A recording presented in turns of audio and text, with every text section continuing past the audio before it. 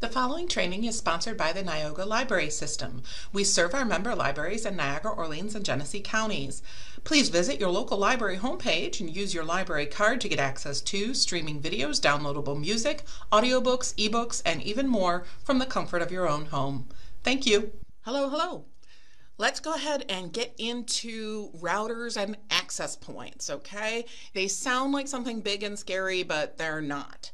This training is provided by Niagara, the Niagara Library System, of course, as you know already, and we will go ahead and jump into things. So as you can see on the screen here, I have my references. They're in here. My writing is actually in yellow, so and the references will be in the description and the video below. Let's jump into internet access. We talk a lot about the digital divide, a lot about using the internet. Well, let's talk about that access point you have in your business, your library, your home. See what it is. The quotes that are from Lance Whitney will be on the screen in quotes. So he writes, your router stores the settings for your home Wi-Fi network. If you want to change something from your network, you have to log into your router software, also known as firmware. From there, you can rename your network, modify the password, adjust your security level, create a guest network, and set up or alter a variety of other options. But first, how do you get into your router to make those changes? The process for logging into your router should be the same no matter what type or kind of router you use. If you buy your own, if you have a different company like Cisco or Linksys or Netgear, it doesn't matter if you purchase the router from a company or you get it from your internet service provider. Okay? So to be clear now let me just move down here. A modem. Now this particular picture says that it's a cable modem, but what I want to define for you is that a modem is a hardware device that allows your computer to communicate with an internet service provider over, now they say a landline, you notice I have that kind of X'd out. It is over a LAN connection. It is a wired connection, meaning that it could be a cable wire, a coax cable that comes in.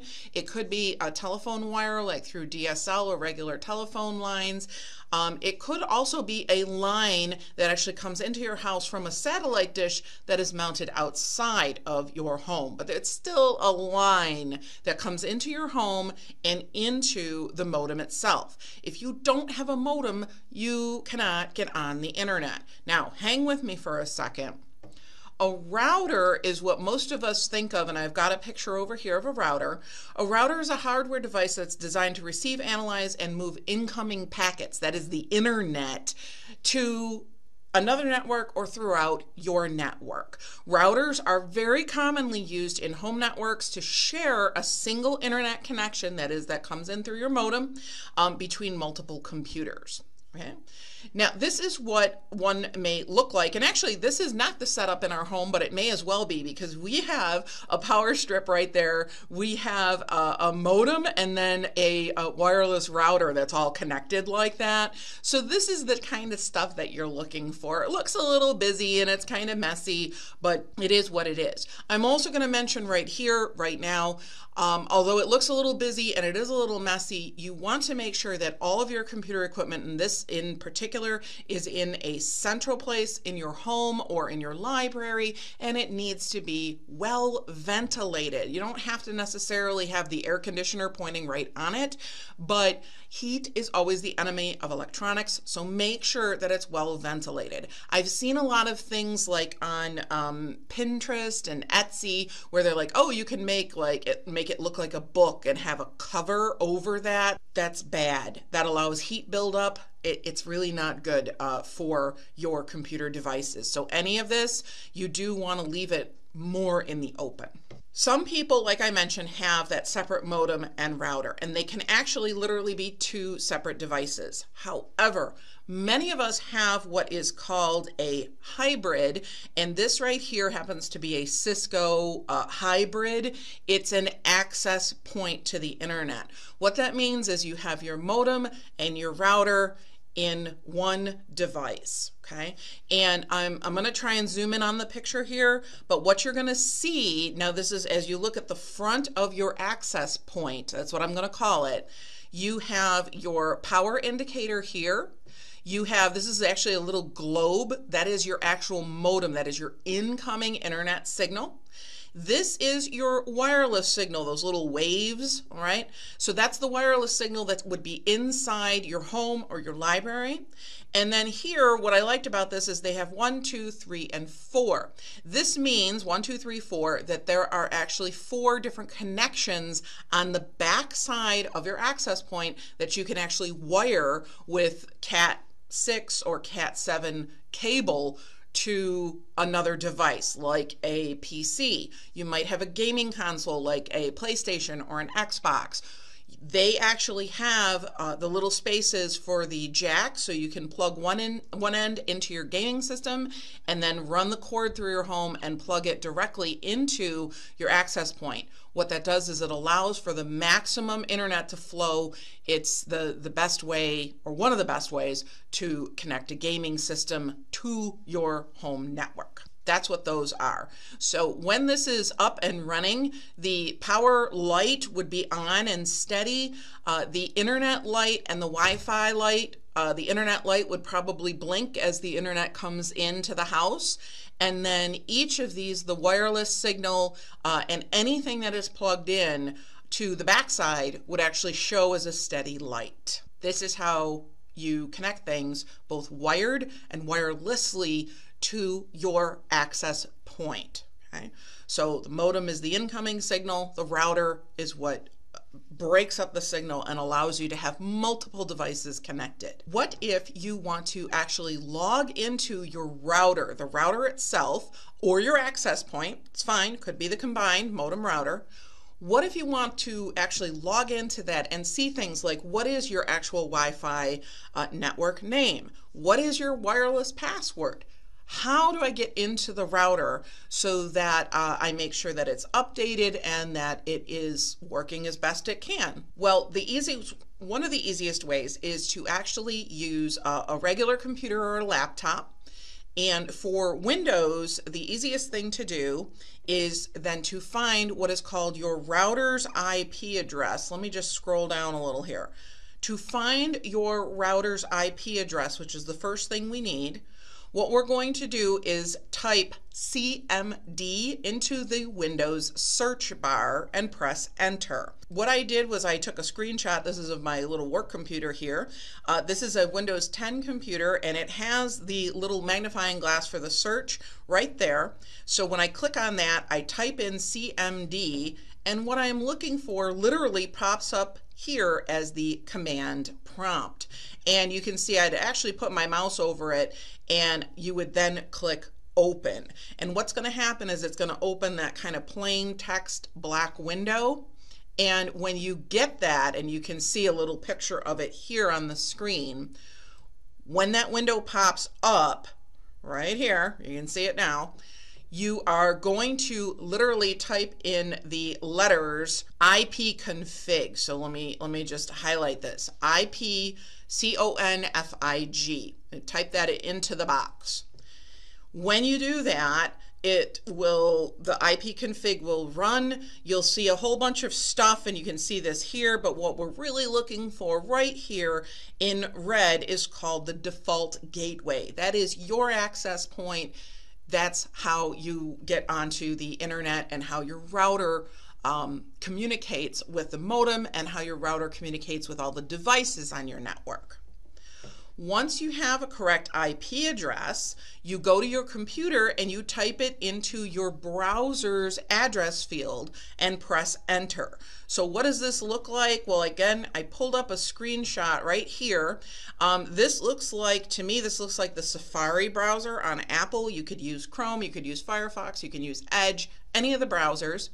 They found that their access point IP, the Internet Protocol address right here, and I'll see again if I can zoom in on this, is 192.168.1.1. When they type that into the address bar and they press enter, you literally get a pop-up just like this that says for you to sign in. This is signing into your actual router in your home on your network. What if you have no idea how to sign in? Here we go. Whitney goes on to say, if you created your own username and password, log in with these credentials. However, if you don't remember your login credentials, or if you never change them from the unit's default, signing in becomes a little bit trickier. It's a little weird, but all is not lost. At this point, now this is me, this is in the yellow, these are my thoughts. At this point, I would, if you cannot get in, you're trying things like admin and admin and password, username and password, literally typing those things in, and it keeps failing to log in. At this point, I would recommend that you actually go physically, get up from your computer, walk over to your router, your access point. First of all, I would recommend, I'm going to say this again, but I would recommend that you flip it over and take a picture. Take your phone and take a picture of the bottom of the access point, because that's going to have all the information and then some that you need for all of this. Next thing while we're here is we're going to actually do what's called a hard reset or a factory reset. On the back or bottom of the router, there is a literal pinpoint hole that is usually labeled reset. If you use an unfolded paper clip or even a safety pin, but be careful with the safety pin because actually the point of the pin is a little too small. Paper clips are ideal.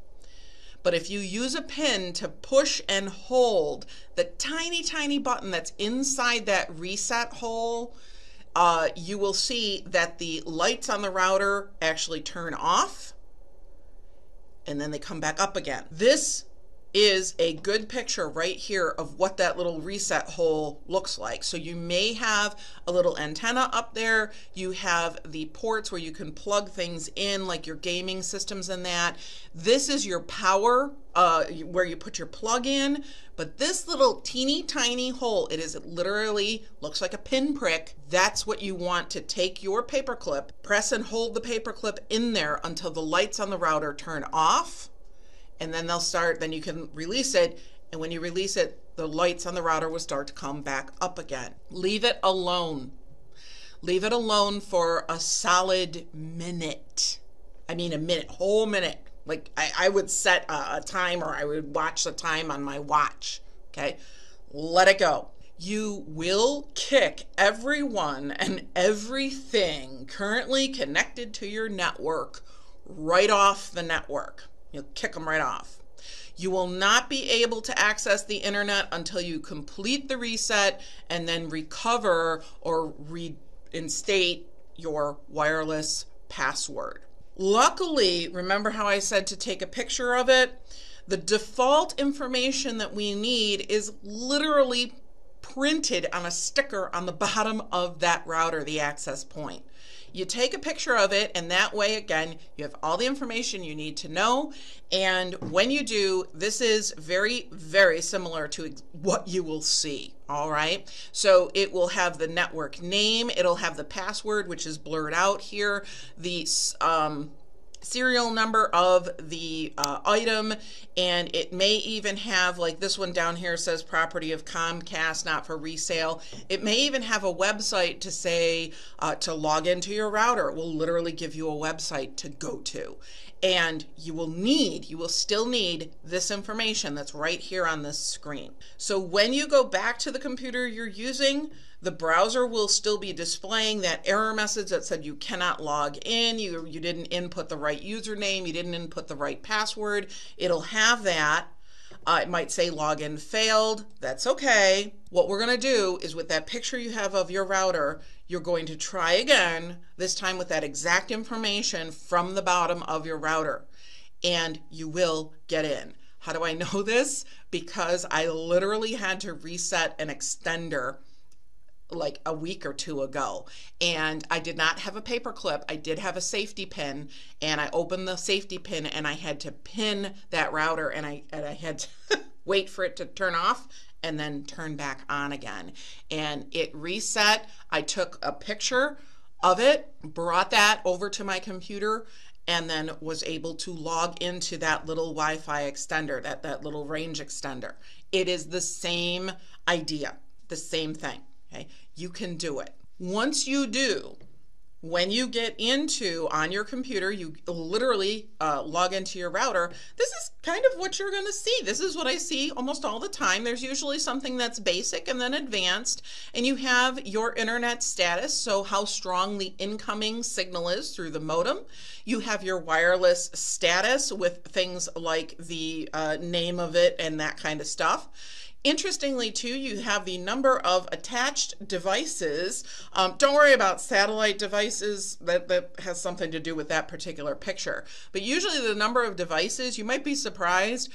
In our home, we have something like 17 or 18 devices because we have wireless plugs. You might have a Google system. You might have PCs and tablets and smartphones, and they all connect to your router. It's amazing.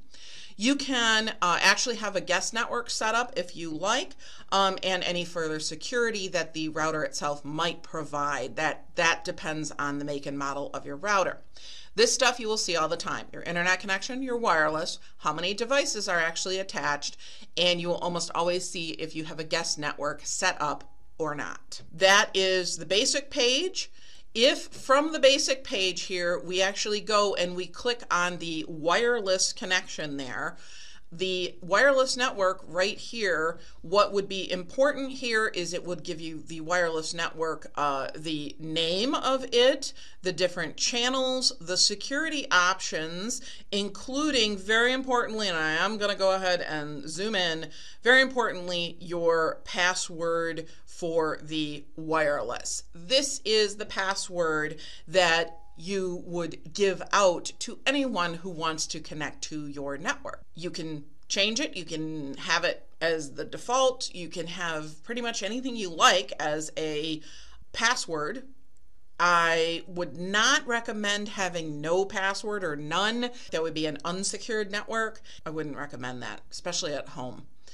But if you click on wireless, again, this is the page you see. You'll have the option to change your Wi-Fi internet password, and this is usually one and done. So you go ahead, you input the password into your device, and literally your device will remember the network. So as you get closer to the network, the device will hop on it like a radio station, and when you get further away, the device will literally just hop off or just drop off the network. So this is a one and done thing. You would only go into your router if you're curious, if you want to update it, if you want to change your wireless password, you would need to get into your router. If you have any other ideas, questions, comments, please let me know. Thank you, and we'll see you next time. Bye now.